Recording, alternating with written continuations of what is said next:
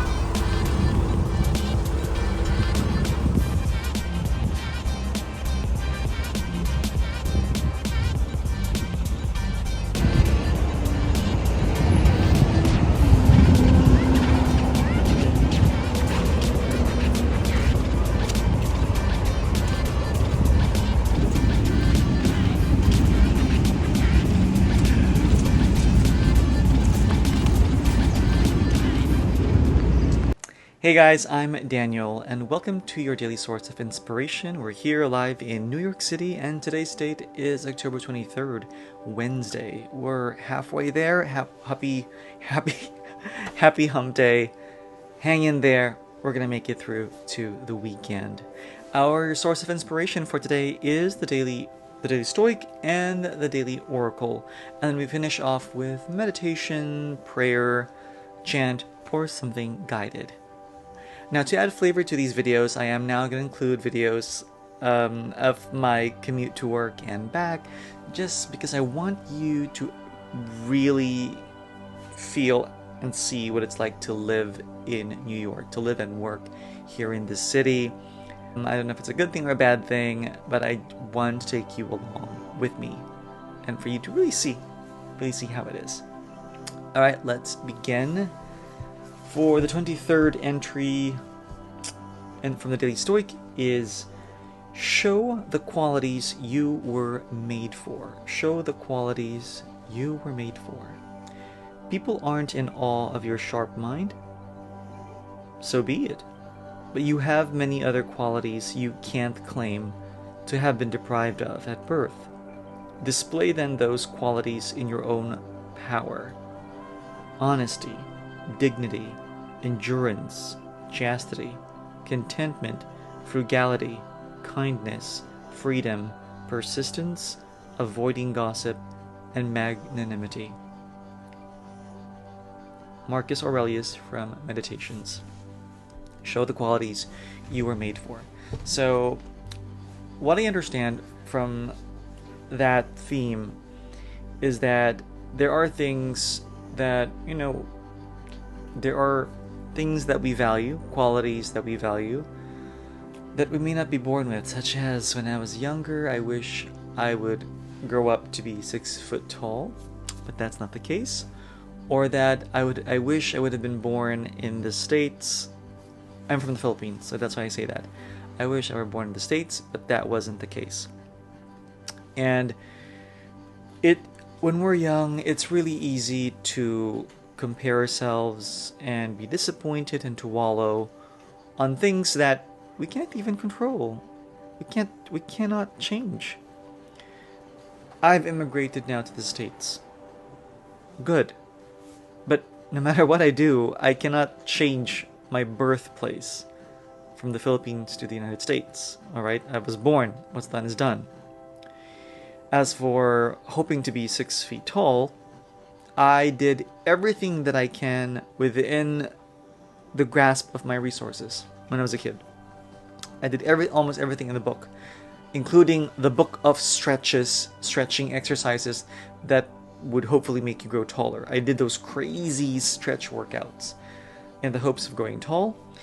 I did Chinese medicine, Chinese tea. I bought that slippers with electrical impulses that allegedly stimulates pressure points that help to stimulate growth hormone release, and I used those leg creams that I bought. I drank those special formulations to make you grow tall. I did Cherifer. I did vitamin B complex at night, which was wrong, which was a mistake because that made me sleep later in the evening, because vitamin B complex gives you more energy, so please don't take that at night. I did all of those, and of course they didn't work. And later in my journey of trying to grow taller, my sister's friend actually went to a doctor, an endocrinologist, and did some growth hormone injections, and those are medically proven to hopefully make you grow taller, but only if your epithelial plates in your long bones haven't closed yet. So what I did is I went for a bone scan to check my bone age. Usually you can still grow taller if your epiphyseal plates or your bone age is premature or younger than you are, which means there's still space for you to grow taller. Because if those plates are closed and you go through human growth hormone therapy, there's a chance that you could get acromegaly, where your hands would be huge, or your facial features will be huge, and you'll look like a giant or a short giant. So I did all of that, and as the years went by, I of course eventually accepted my height. And how it came to be is actually, just to make it short, the moment I started earning my own money and enjoying my life, when I moved to London and traveled around Europe, I realized that I could still enjoy things that tall people enjoyed. Essentially, I could enjoy food, clothing, experiences, and that's all that mattered. And I know that there is that side of vanity that it does look good, but there are other ways where you can compensate, where you can compensate, and compensation is not a bad word. Okay, that's just how life is. You make the most of the cards you've been dealt with, and I see it as gamification. Okay, imagine life as a video game, and everything is just random, and this is what you have. This is who you are. This is where you were born. This is how tall you are, and go make the most of it. So, for example, I may not have been born in the States, but I immigrated to the States. I worked hard, I went to school, I took the profession that would give me a green card, and voila, here I am. With regard to growing tall, I may not be 6 feet tall, but I feel like I'm living the life of, a 6-foot supermodel, such as, I'm living in New York City. I've traveled to my dream destinations in Europe, and I've enjoyed so much things that I feel very fulfilled about. Okay, but enough of that. We have to keep things moving, because I don't want to take too much of your time. But yep, that is the message of today, which is focus on developing qualities, characteristics that is within your control. Study hard, work hard, be your best self, look sharp, and believe me, you will go farther.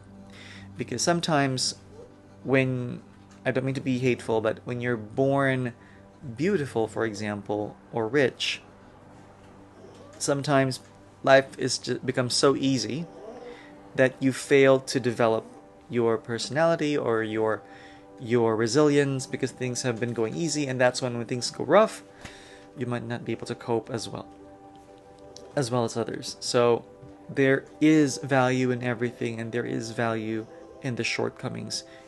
Please, if you just look at the silver lining, focus on your circle of control, and I promise you that will expand. Your circle of control will expand, the benefits will expand, and you will live a more fulfilling, expanseful life. I promise you. Okay, now let's move on to the daily oracle. Usually we would ask questions, or if you have any concerns. If not, that's fine. Let's open it up.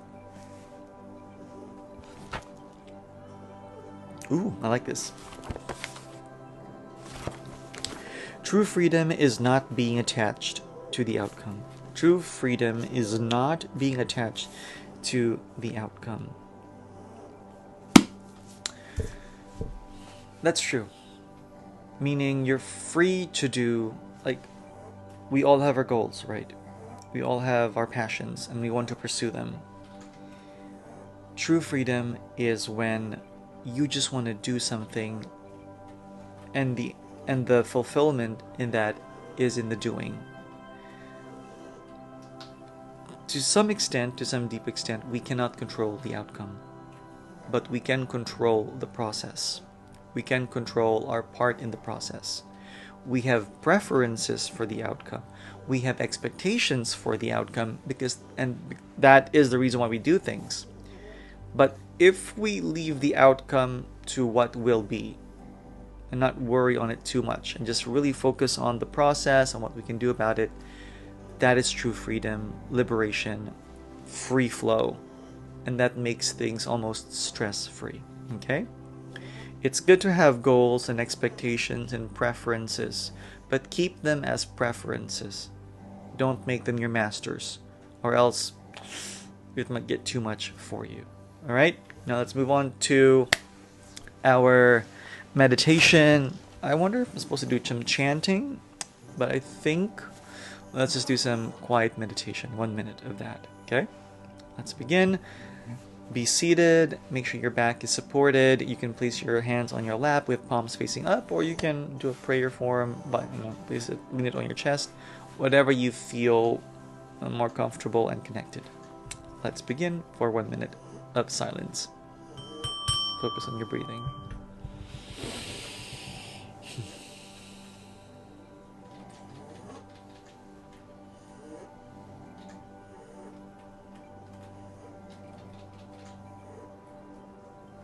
In these sessions, I want you to focus on just the stillness and the beingness.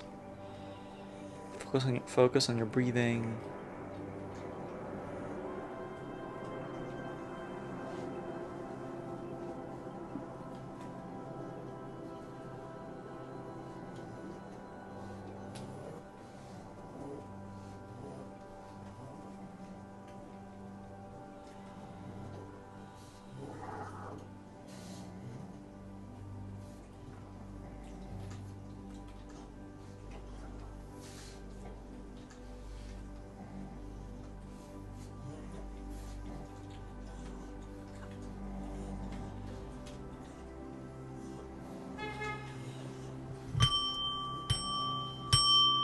Alright, that's it for our 1 minute meditation. And to close this, guys, thank you so much for joining me. If you haven't yet, please like and subscribe. If you like the vibe, this is a daily series, so please subscribe and see me again tomorrow. I hope you enjoyed my commute from today. It's nice, it's a vibe. But yeah, that's it. I'll see you next time.